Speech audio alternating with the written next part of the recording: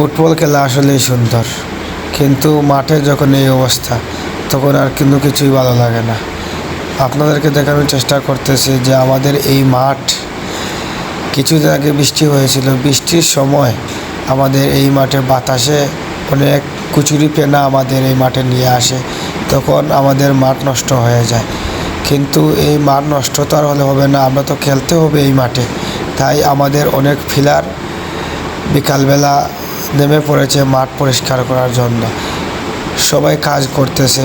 আমি কিন্তু একটু দেরিতে আসছি, কিন্তু আমি কাজ করতে পারি নাই, আমি বাজারে যাব তাই কাজ করি নাই। কিন্তু আমাদের অনেক খেলোয়াড়রা এখানে কাজ করেছে, ছোটো ছোটো ভাইয়েন এবং বন্ধুরা মিলে কাজ করতেছে। আপনাদেরকে দেখানোর চেষ্টা করতেছি। এই দেখেন আমাদের সিজু একাডেমির সিজু, আর এই রুহুল আছে, সবাই আছে এখানে। অনেক কষ্ট হয়েছে। সবগুলো যদি ফেনা সরাতে হয় তাহলে 2 দিন লেগে যাবে।